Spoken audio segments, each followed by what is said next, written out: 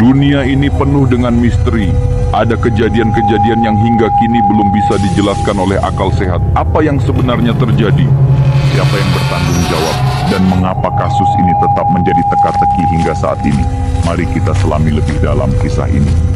Sejumlah petunjuk ditemukan di lokasi kejadian. Ada yang mengatakan bahwa ini adalah kasus kriminal, sementara yang lain percaya ada unsur supranatural di dalamnya. Bagaimana menurut kalian? Mari kita tonton videonya. Malam itu, Arman baru saja selesai membersihkan meja dan merapikan kursi di warung makannya yang sederhana. Warung kecil itu terletak di pinggir jalan raya yang cukup sepi di pinggiran kota. Biasanya, ia tutup sekitar pukul 22, tapi malam ini sudah hampir tengah malam. Ia terpaksa buka lebih lama karena ada seorang pelanggan yang baru datang sekitar pukul 23.30. Seorang pria kurus dengan jaket lusuh dan wajah pucat. Pelanggan itu hanya memesan segelas kopi hitam dan duduk diam di pojok warung. Arman tak keberatan, meskipun ia mulai merasa ada sesuatu yang aneh. Pria itu hampir tidak bergerak saat duduk. Ia hanya menatap meja, tangannya bertumpu di lutut, dan sesekali menyeruput kopi tanpa suara. Arman mencoba mengajaknya berbicara. "Malam, Pak." "Dari mana?" Pelanggan itu diam sebentar, lalu menjawab dengan suara pelan, "Dari perjalanan jauh." Setelah itu, hening lagi. Warung Arman memang sering kedatangan sopir truk atau orang yang melakukan perjalanan malam. Tapi pria ini berbeda. Ada sesuatu dalam caranya duduk, dalam cara ia menatap kosong ke meja, yang membuat Arman merasa tidak nyaman. Lalu, pria itu berbicara lagi. "Warung ini sudah lama buka di sini?" tanyanya tanpa menoleh. Arman mengangguk. "Iya, udah 5 tahun lebih." Pria itu kembali diam. Ia mengangkat cangkir kopinya, menyeruput sekali lagi, lalu berkata lirih, "Dulu, di sini tempat kejadian." Arman mengernyit. "Maksudnya?" Pria itu tidak menjawab. Ia hanya tersenyum tipis, lalu tiba-tiba berdiri. "Berapa?" tanyanya sambil merogoh saku jaketnya. 10.000, Pak," jawab Arman, meskipun ia masih penasaran dengan kata-kata pria itu tadi.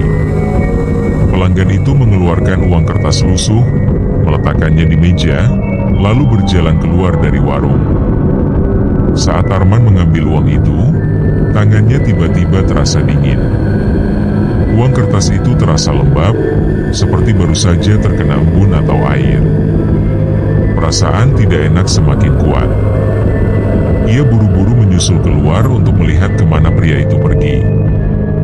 Namun, saat ia keluar ke teras warung, tidak ada siapapun. Padahal, warungnya berada di pinggir jalan yang terbuka. Tidak ada gang atau tempat untuk bersembunyi. Seharusnya, jika pria itu berjalan pergi, Arman masih bisa melihatnya di kejauhan. Tapi jalanan sepi. Tidak ada satupun kendaraan melintas. Arman bergidik.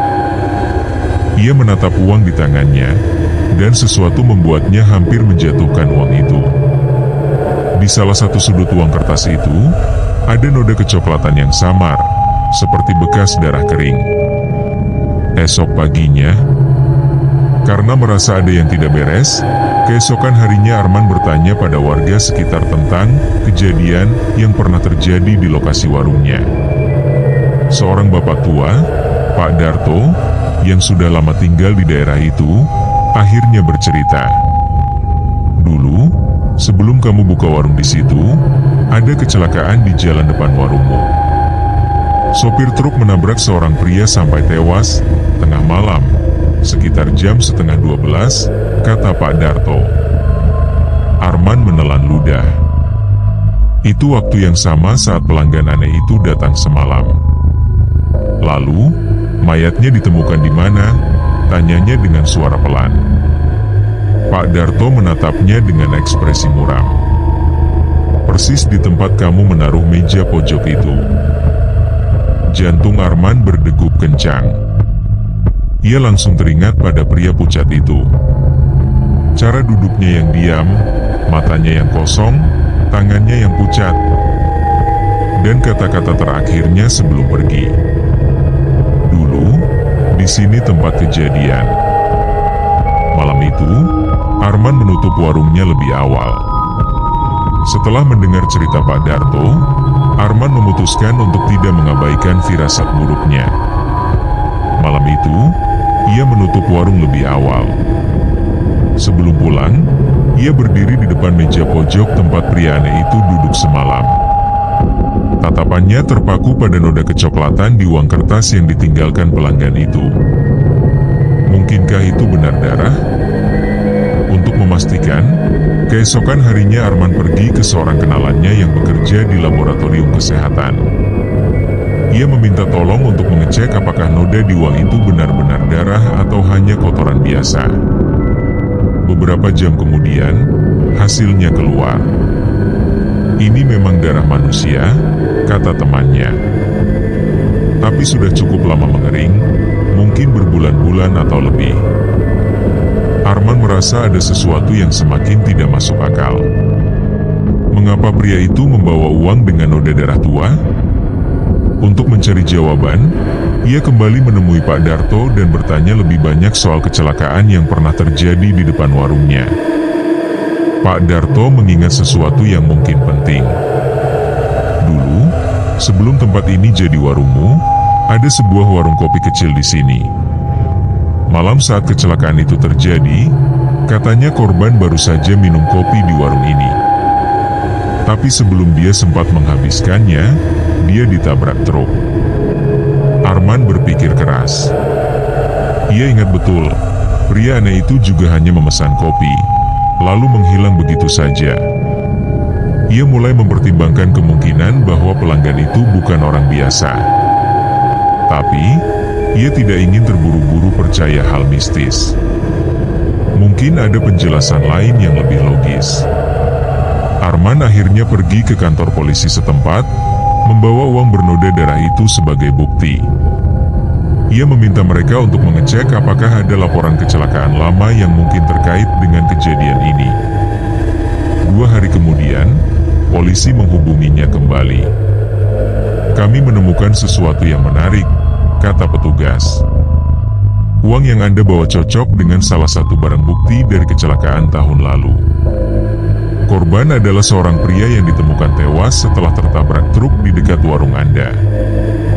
Saat ditemukan, dia membawa uang dengan noda darah yang sama. Tapi anehnya, polisi terdiam sejenak sebelum melanjutkan. Uang itu sudah diamankan sebagai barang bukti sejak tahun lalu. Seharusnya tidak mungkin ada di tangan Anda sekarang. Arman merasakan bulu kuduknya berdiri. Malam itu, ia tidak membuka warung sama sekali. Terima kasih untuk semuanya yang telah menonton video Mimin. Jangan lupa subscribe ya, dan bunyikan loncengnya, agar kalian bisa langsung tahu video terbaru yang Mimin upload. Bye-bye.